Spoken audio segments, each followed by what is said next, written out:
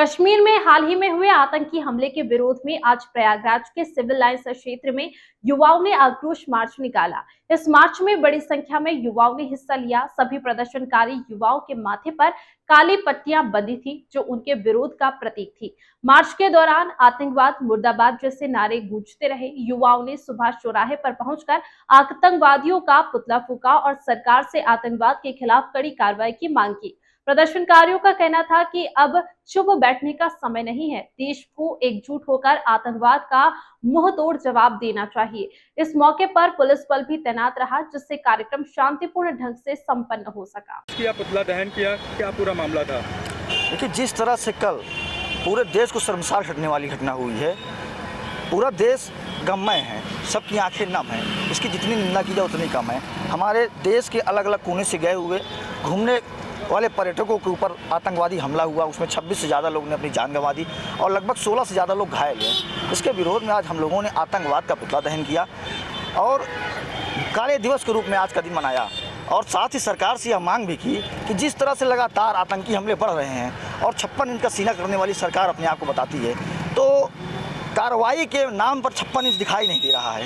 हम सरकार से, गृह मंत्री से, प्रधानमंत्री जी से यह मांग करते हैं कि जिस तरह बड़े बड़े पोस्टर और बड़े बड़े वादों में 56 इंच बताया गया है, इस घटना के बाद इस घटना को अंजाम देने वाले एक एक आरोपियों के खिलाफ 56 इंच का सीना दिखाते हुए ईंट का जवाब पत्थर से देने का काम करें। कहाँ गई वो गंगा यमुना की तहजीब? कहते थे आतंकियों का कोई मजहब नहीं होता, एक मजहब को टारगेट करके उन्होंने गोली मारी, इस पर क्या कहेंगे?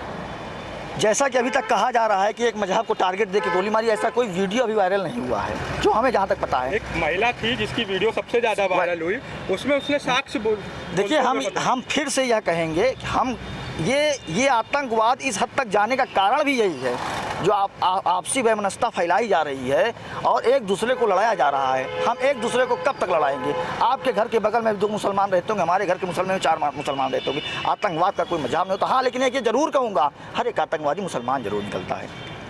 और जैसा कि आप कहें कि उस हमलों में एक नाम आप देखेंगे, एक मुसलमान का नाम भी था। वो वीरता को दिखाते हुए मारा गया। उसने आतंकवादियों की गोलियों से लड़ा, उसने उनकी कार्बाइन पकड़ ली, कार्बाइन पकड़ के फेंका, तब उसे मारा गया। अब कहाँ कहेंगे इसमें? वो तो मुसलमान था।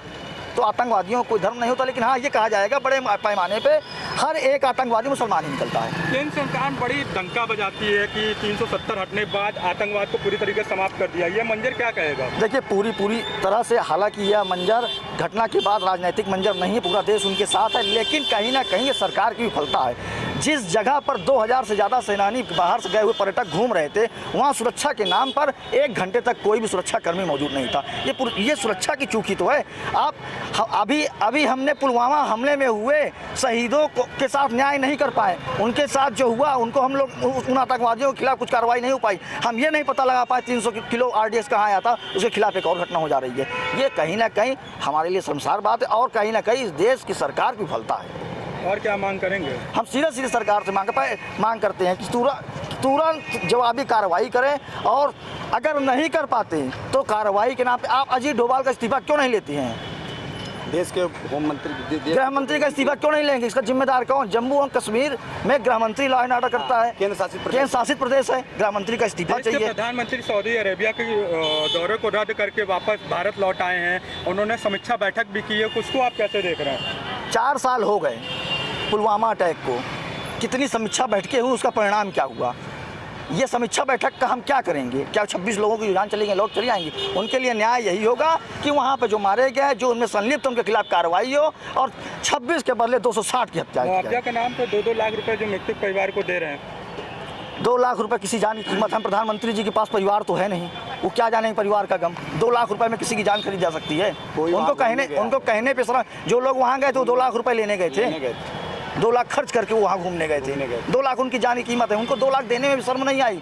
अरे चलो, अगर मुआवजा दे भी रहे थे किसी परिवार को भरण पोषण के लिए तो 2 करोड़ देते तो समझ में आता था। कम से कम उनका परिवार आने वाले दिनों में अपना भरण पोषण करेगा, परिवार में बच्चे उनके शिक्षा प्राप्त करेंगे। महंगाई के नाम पर शिक्षा, क्या 2 लाख रुपये में शिक्षा किसी परिवार की हो सकती है? 1 साल बच्चा नहीं पढ़ पाएगा 2 लाख रुपये में। खाने की बात जान लीजिए। क्या कहेंगे? उनको कहने में भी शर्म नहीं आई 2 लाख रुपये। निशांत रस्तोगी, प्रयागराज।